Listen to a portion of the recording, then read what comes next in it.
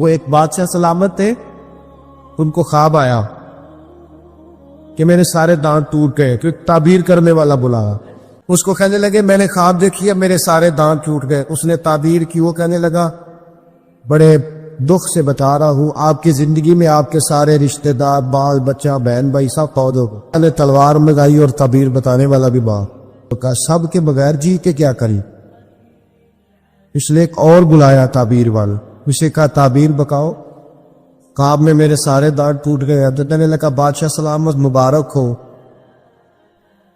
اللہ تعالیٰ آپ کو اپنے خاندان میں سب سے لمبی عمر عطا فرمائے۔ یہ جو ہمارا خیال ہوتا ہے نا کہ سارے لوگ ہمیں اچھا کہے، یہ خیال سرے سے درست ہے ہی نہیں۔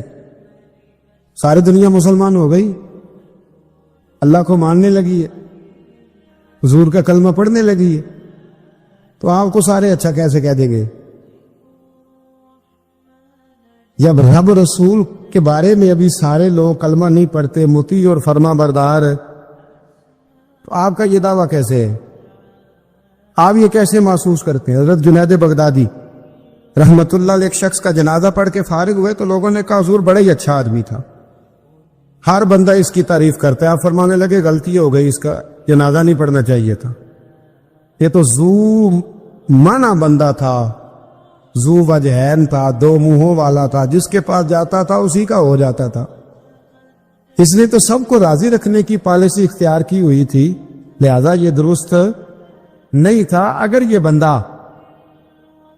بندہ سچا ہوتا، حق بات کہتا، تو لوگ اس کے مخالف بھی ہوتے، اگر یہ صحیح رستے پر ہوتا تو لوگ اسے برا کہنے والے بھی ہوتے، تو چونکہ یہ درست نہیں تھا، باتیں چھپاتا تھا، غلطیاں کرتا تھا، جدھر جاتا تھا اسی کا ہو جاتا تھا، لہذا کوئی اسے برا نہیں کہتا، تو اس کا مطلب یہ ہے کہ یہ حق بات نہیں کہتا تھا۔ حضرت جنید بغدادی خود ایک دن گزر رہے تھے گلی سے، مرید شاگرد عقیدت مند ساتھ تھے، تو ایک شخص نے آپ سے کہا معاذ اللہ ثم معاذ اللہ، کہنے لگا او زندیق، یعنی اے بے دین، او زندیق۔ جب اس نے یہ لفظ کہے نا تو آپ کے شاگردوں کو بڑا برا لگا، غصہ آیا۔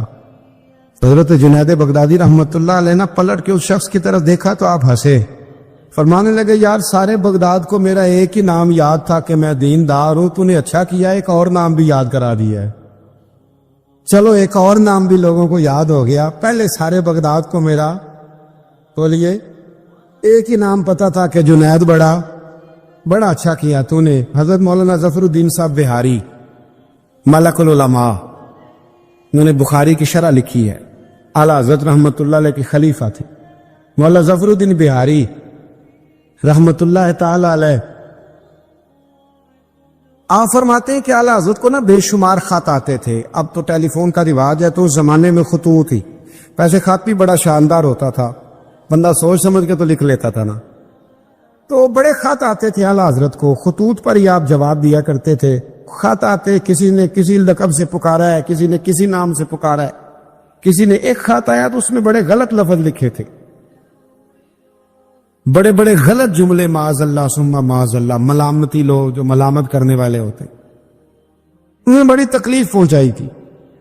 تو اعلیٰ حضرت فاضل بریلوی رحمت اللہ تعالی علیہ کے خلیفہ مولانا ظفر الدین صاحب بہاری رحمت اللہ علیہ نے وہ خط جب پڑھا تو بڑا غصہ آیا، بڑا جلال۔ اعلیٰ حضرت رحمت اللہ علیہ فرمانے لگے کیا ہوا؟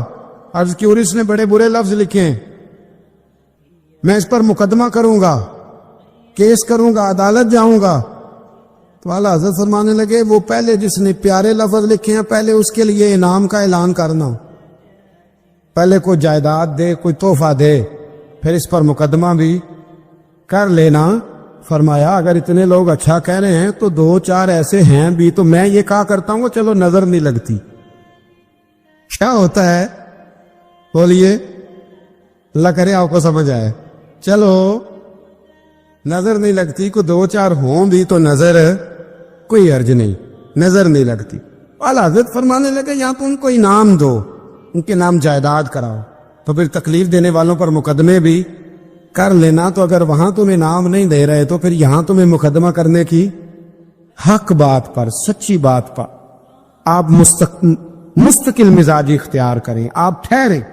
پھر آپ کو کوئی کیا کہہ رہا ہے، کوئی آپ کے بارے میں کیا بیان کر رہا ہے، پھر آپ اس بات سے نکل آئیں، پھر آپ اس سے نکلیں. میرے نبی رحمت نور مجسم شفیع معظم صلی اللہ تعالی علیہ وسلم طائف کے بازار بھی چلے گئے تھے، عکاظ کی منڈیوں میں بھی حضور چلے گئے.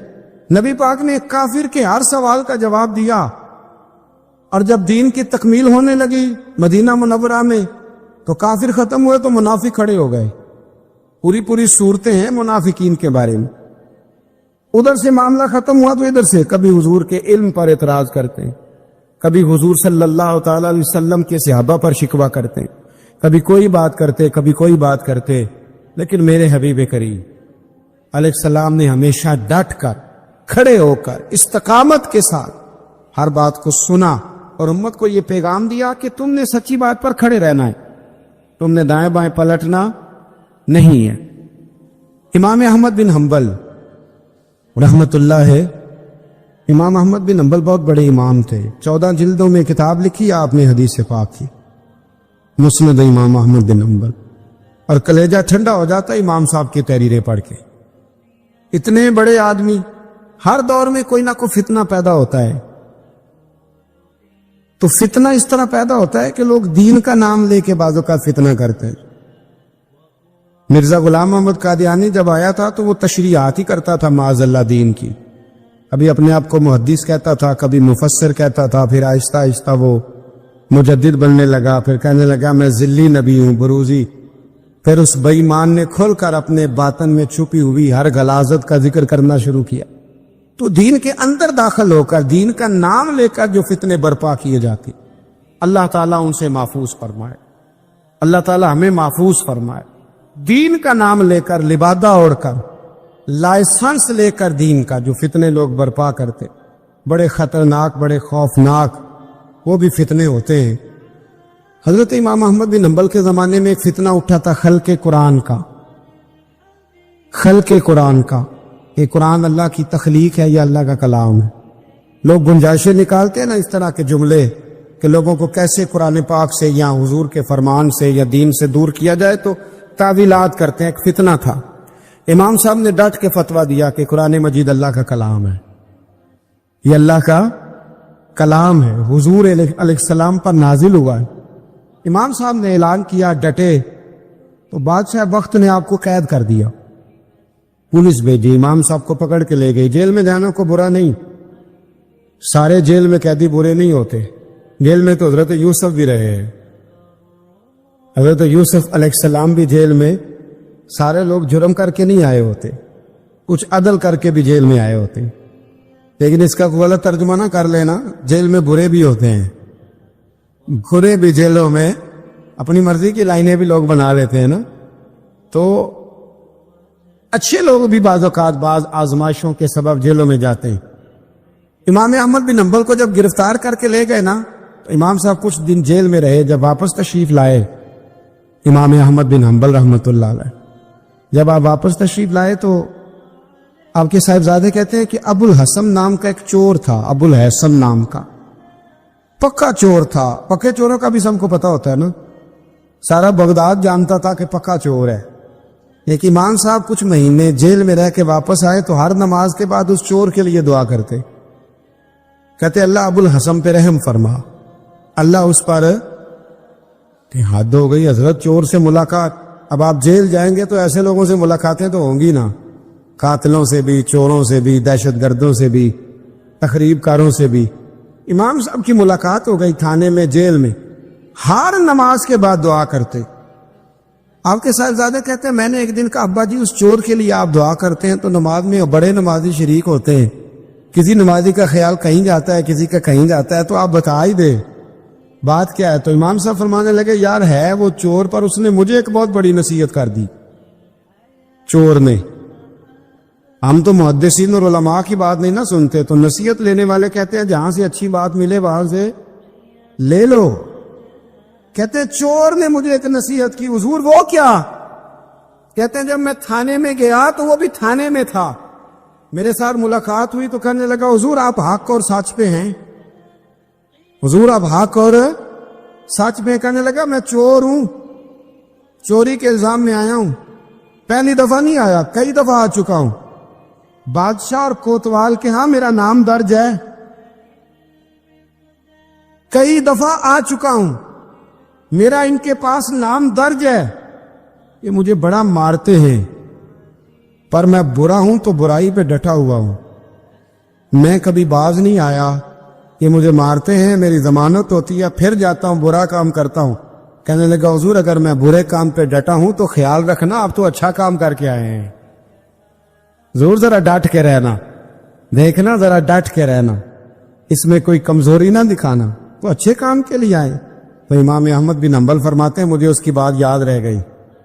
उसने मुझे कहा कि आपने परवाह नहीं करनी कि लोग कहेंगे जेल गए हैं तो थाने गए हैं तो कचहरी गए हैं तो ये हुआ है तो फलां हुआ। ना ना ना ना, ने डटना है और डट के रहना है। दोस्तों इस तक लोग क्या कह रहे हैं, लोग कहां खड़े हैं, इसको छोड़े।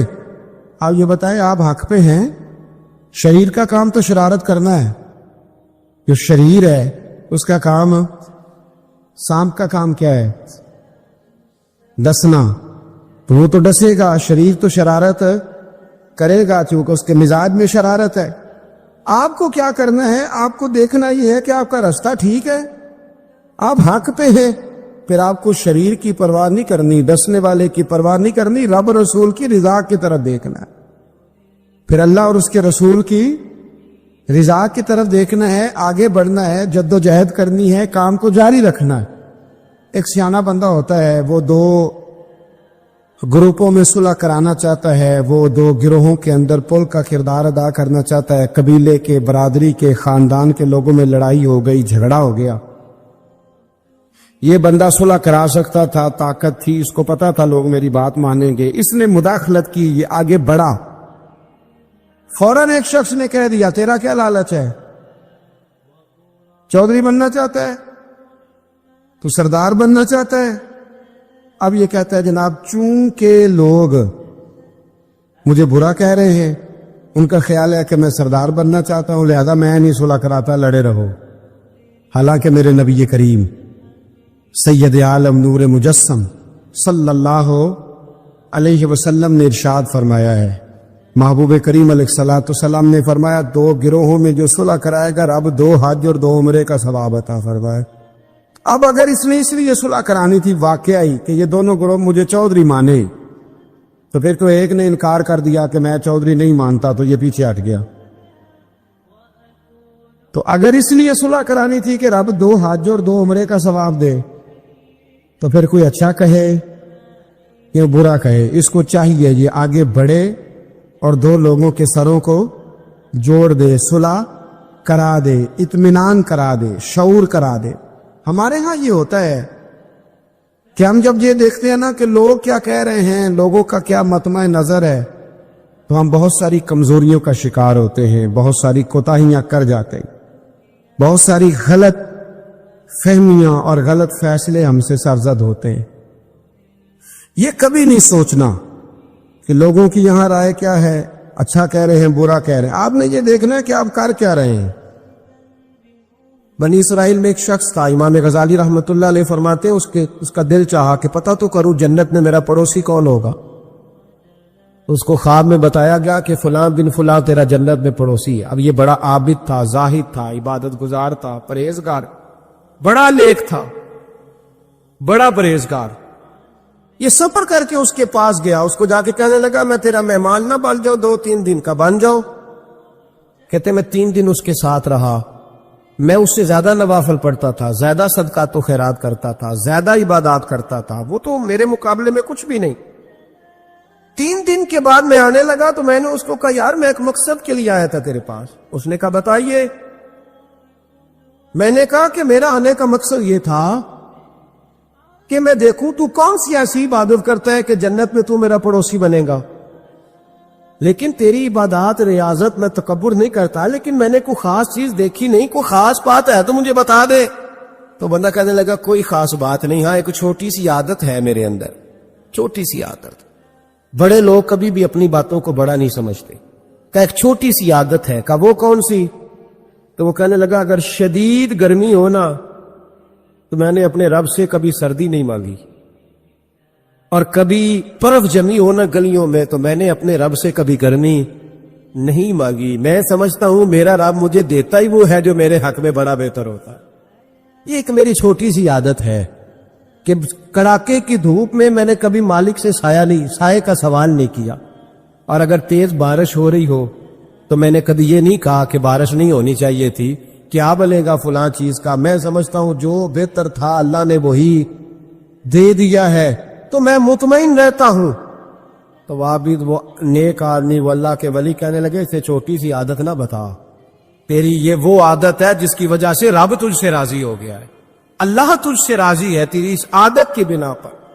جب ہمارے مزاج میں یہ چیزیں آ جائیں گی نا کہ جو میرے حق میں بہتر تھا مالک نے مجھے وہ دے دیا ہے، پھر ہم ہر جگہ بیٹھنے کی تمنا نہیں کریں گے، پھر سامنے والے سے ہم حسد نہیں کریں گے، پھر ہم یہ نہیں چاہیں گے کہ اللہ کرے وہ مر جائے اور اس کی ہر چیز مجھے مل جائے، پھر ہمارا مزاج پھر ہماری طبیعت یہ نہیں رہے، اللہ کی رضا پہ راضی رہے، مالک کے فیصلوں میں اپنے دل میں کوئی بوجھ محسوس نہ کرے، اپنی زندگی اللہ کے فیصلوں۔ دیکھیں نا، جو ماں باپ اللہ نے بڑے اچھے سمجھے وہ ہمارے لیے پسند کی، وہ اللہ نے ہمارے لیے جو اس نے ہمارے حق میں بڑے، جو بہن بھائی اللہ کرے آپ کو سمجھ آئے، جو بہن بھائی اس نے ہمارے حق میں بڑے اچھے سمجھے وہی بہن بھائی اس نے ہمیں عطا کیے۔ جس بیوی کو اس نے ہمارے گھر کے گلشن میں بہتر سمجھا اس کو لا کے اس نے ہمارے آنگن میں بٹھایا، اور جو اولاد اس نے ہمارے لیے باعث افتخار سمجھی وہ اولاد اس نے ہمیں عطا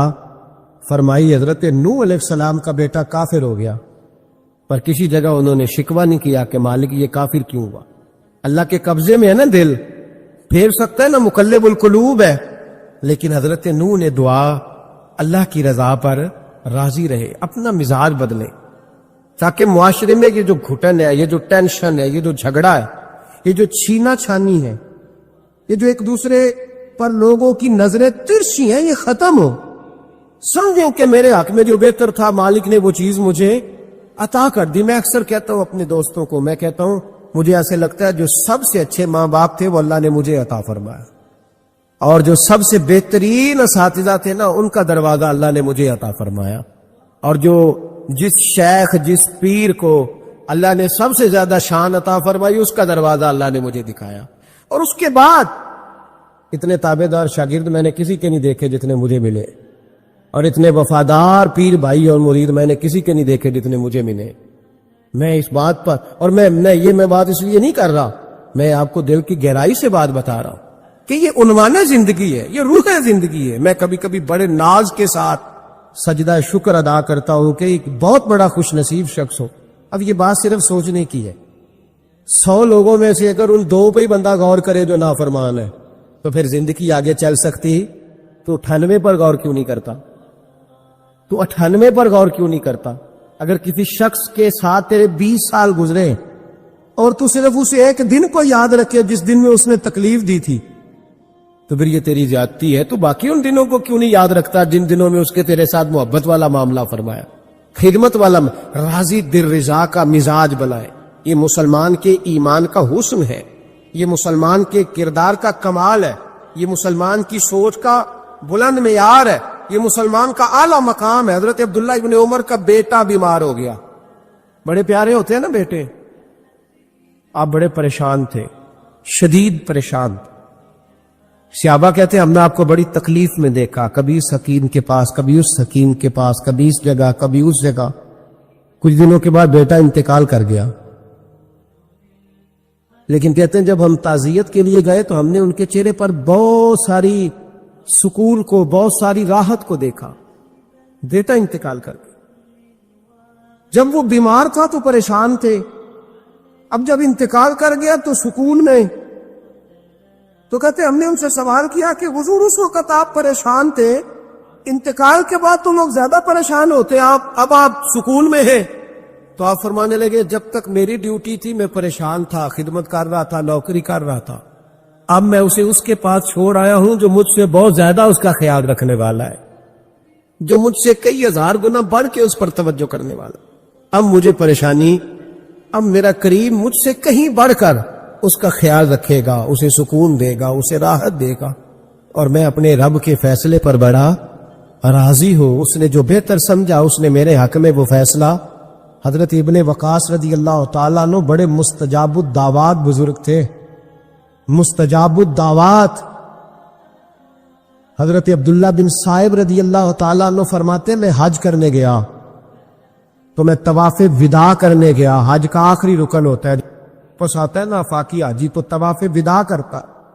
کہتے ہیں جب میں طواف وداع کرنے گیا تو طواف وداع کے موقع پر میں نے دیکھا کہ جتنا رش حجر اسود کے پاس ہے اتنا ہی حضرت ابن وقاص کے پاس بھی ہے. شاید سمجھ نہیں آئی آپ کو میری بات. حجر اسود کے پاس وہ بڑا رش ہوتا ہے, ہر آدمی کی خواہش ہوتی ہے بوسہ لینے کی. جتنے لوگ وہاں کھڑے تھے اتنے ہی لوگ حضرت سیدنا ابن وقاص رضی اللہ تعالیٰ عنہ کے پاس بھی کھڑے تھے. تو کہتے میں بڑا مجھے تعجب ہوا. عبداللہ بن صائب کہتے میں بھی ان کے پاس جا کے بیٹھ گیا تو میں نے دیکھا کہ وہ نابینا ہے, آنکھوں سے نظر نہیں آتا. لوگ ان کے پاس دعائیں کرانے آ رہے اور فرماتے میں نے عجیب حال دیکھا, بیمار ترین شخص ان کے سامنے آ کے بیٹھا, حضور میرے لیے دعا کر دیں. تو فرماتے انہوں نے دعا کے لیے ہاتھ اٹھائے تو وہیں اسی وقت میں نے دیکھا اللہ نے اس بندے کو شفا ختم. میں نے دیکھا مقروض دعا کرا رہے ہیں, بیمار بے اولاد, جو بھی دعا اسے کراتا اللہ اس کی حاجت کو پورا فرما دیتا. حضرت عبداللہ بن صائب کہتے ہیں میں شام تک بیٹھا رہا, ہر نماز کے بعد رش ہوتا میں دیکھتا رہا. فرماتے ہیں شام ہو گئی, لوگ دعائیں کرا کے چلے گئے. جب مغرب کا وقت ہوا تو نابینا تھے, پھر بھی مجھ سے کہنے لگے عبداللہ ساری دنیا نے دعائیں کرائی ہے, تو نے نہیں کرانی؟ تو صبح سے بیٹھا ہے بس دیکھے ہی جا رہا ہے, تو نے نہیں کوئی دعا کرانی؟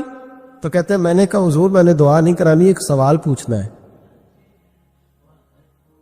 تو فرمانے لگے پوچھو. تو میں نے کہا حضور سارا زمانہ جو دعا کراتا ہے اور اللہ آپ کی قبول کرتا ہے, تو ایک دعا آپ اپنے لیے بھی کر لیں, اللہ آپ کو آنکھیں عطا فرما دے. مالک جو قبول کر رہا ہے تو ایک کر لیں اپنے لیے بھی. میں گڈی تے ہاتھ ڈور سجن دے, او جنج رکھے اونج رہنا ہے, او جنج رکھے جنج رکھے اونج رہنا ہے. واجب نہیں جے وچ شریعت مندہ خصم نو کہنا. کہنے لگے ایک دعا اپنے لیے بھی کر لیں. کہتے ہیں جب میں نے یہ کہا تو بن وقاص رو پڑے, اتنا روئے کہ ان کی ہج کی بند گئی.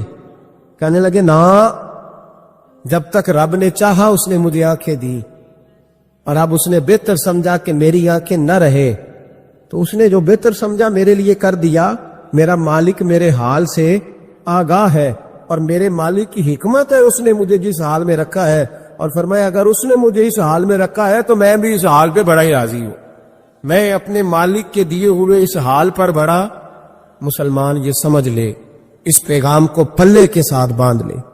اگر اس نے جلد بازی دکھانی ہے, اگر اس نے بے راہ روی کرنی ہے, اگر اس نے اللہ تبارک و تعالیٰ کے فیصلوں میں مداخلت کرنی ہے, پھر یہ تو ممکن ہی نہیں.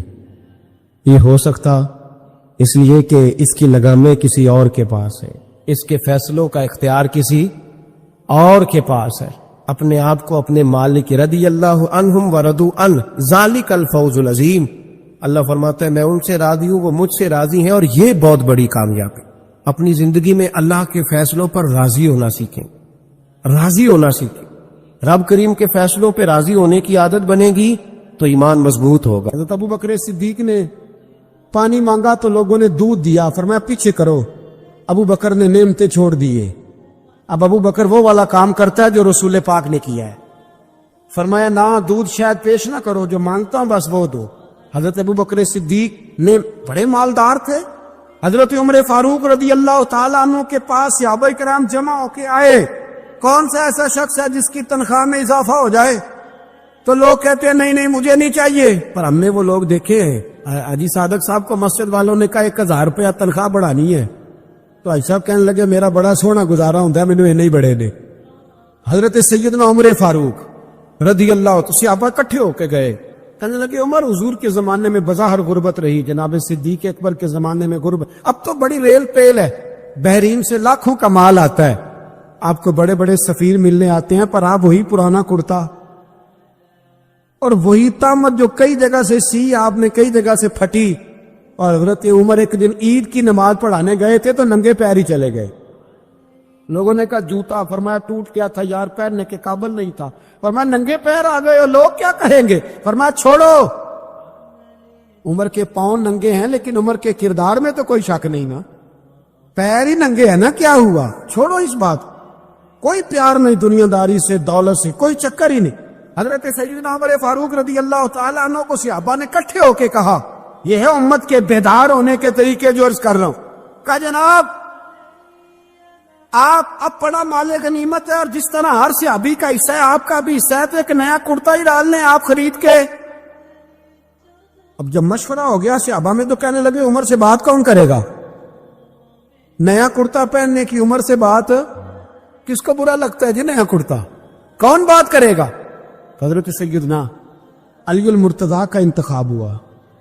کہنے لگے مولا علی کی بڑی عزت کرتے ہیں، ان سے بڑا پیار کرتے ہیں، ان سے بات کرتے۔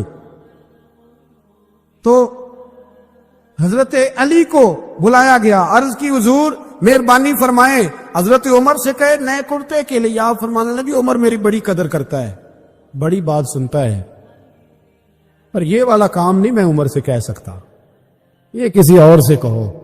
تو کہنے لگے آپ رہنمائی کر دیں، کس کو کہیں؟ تو جناب علی المرتضیٰ فرمانے لگے اگر حضرت عائشہ صدیقہ سے کہو گے تو عمر فوراً مان جائے گا، وہ مومنوں کی ماں ہے۔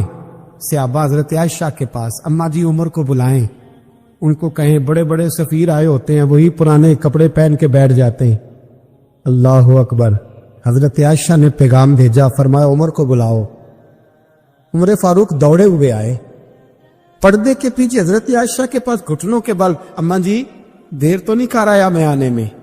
حکم ہو، حضور کے گھر سے پیغام آیا، بڑے بڑے سفیروں کو چھوڑ کے بھاگے۔ حضرت عائشہ صدیقہ کہنے لگی عمر دیکھو جائز پیسے ہوں تو اسلام اچھے لباس سے منع نہیں کرتا، اب بڑا بڑا مال آیا ہے، اب تیرا بھی حصہ ہے، تو صحابہ کرام کی خواہش ہے کہ نیا کرتا پہن لو، بڑے بڑے سفیر آتے ہیں، حرج بھی کوئی نہیں، جائز بھی ہے، کو منع نہیں۔ حضرت عمر نے گردن جھکا، جی اماں جی، جی اماں جی، جی اماں جی۔ حضرت عائشہ کہتی ہیں بات ختم ہوئی، عمر نے گردن اٹھائی تو عمر کی داڑھی آنسوؤں سے بھری ہوئی۔ کہتی ہے مجھے کہنے لگے اماں جی میں تو صرف مسجد میں دیکھا کرتا تھا، آپ تو مصطفیٰ کو دن رات دیکھتی تھی، جس طرح کے کرتے آمنہ کے لال نے پہنے ہیں مجھے بھی پہنا دو، میں تیار ہوں، میں پہن لوں گا، میں تیار ہوں، پر جس طرح کے میرے نبی نے پہنے۔ حضرت عائشہ کہتی ہے میں پھوٹ کے روئی، میرا پلو آنسوؤں سے بھر گیا۔ فرماتی ہیں میں عمر کی بات سنتی گئی تو میرا پلو آنسوؤں سے، میں نے کہا عمر تو جا، تو ٹھیک ہے۔ فرماتی ہے عمر فاروق سلام کر کے اٹھے، امیر المومنین چلے گئے، اس کونے میں صحابہ چھپے ہوئے تھے، وہ آئے، کہا اماں جی کیا بات ہوئی؟ تو میں پھر رو پڑی۔ میں نے کہا کیا بتاؤں، تمہیں پرانے کرتے نظر آتے ہیں، اسے محمد عربی کے جلوے نظر آتے ہیں، اسے رسول اللہ کا رنگ نظر آتا ہے، اسے وہ غلامی نظر آتی ہے۔ عمر کو دنیا سے پیار، اور دنیا سے پیار نہیں تھا، دعا بتا کیا تھی، یوں جھولی اٹھا کے اللہ مرزقنا شہادتن فی سبیلک واجعل موت فی بلد حبیبک، اللہ عمر کو بسترے والی موت نہ دینا، موت شہادت کی دینا، اور میں میدان میں جا کے نہیں مرنا چاہتا، مجھے رسول اللہ کے شہر میں موت چاہیے، پار جا کے نہیں، یہی میدان لگے مدینے میں، یہی موت آئے، اسباب بنا، میں مدینہ بھی نہیں چھوڑنا چاہتا۔ او بھائی ان لوگوں کو نہیں پیار تھا، جناب صدیق اکبر کا وصال ہوا تو زہر کے اثر سے، وہ جو آپ کو زہر لگا تھا، بعض مفسرین نے لکھا ہے کبھی کبھی وہ جو سانپ نے ڈسا تھا تو کبھی کبھی اس کا اثر آتا تھا، بس اللہ نے شہادت دینی تھی کبھی کبھی، ورنہ تو بڑی شفائیں تھیں۔ حضرت عمر شہید، حضرت عثمان، جناب علی، امام حسن، امام حسین، علی اکبر، علی اصغر، حضرت عباس، حضرت سعد بن معاذ، حضرت امیر حمزہ، مصعب بن عمیر۔ میرے محبوب نے تو لسٹ بنائی شہیدوں کی، لسٹ بنائی شہیدوں کی، شہادت سے پیار کیا رسول اللہ صلی اللہ علیہ وسلم کے غلاموں نے، پیار کیا شہادت سے، اسی لیے تو کافر اٹھ نہیں سکا کہ شہادت سے حضرت سعد بن معاذ رضی اللہ تعالیٰ عنہ کو زخم لگ گیا، جنگ سے زندہ آ گئے لیکن زخم میں رو کے کہنے لگے محبوبہ سارے شہید ہو گئے، میں ایسے ہی رہ گیا۔ حضور نے فرمایا نہیں، رب تجھے بھی شہادت کی موت ہی عطا فرمائے گا۔ اسی زخم میں پردہ ہو گیا۔ میرے بھائی حضرت عمر بن جموح رضی اللہ تعالیٰ عنہ 4 بیٹے لے کے احد کے میدان میں آئے، کہا محبوبہ میرے 4 ہی تھے، میں سارے لے آیا ہوں، سارے ہی قبول ہے؟ فرمایا ٹھیک ہے۔ پھر خود بھی زرہ پہن لی، ایک ٹانگ سے لنگڑے تھے، ٹانگ چھوٹی تھی۔ حضور نے فرمایا تو نے کیوں لباس پہن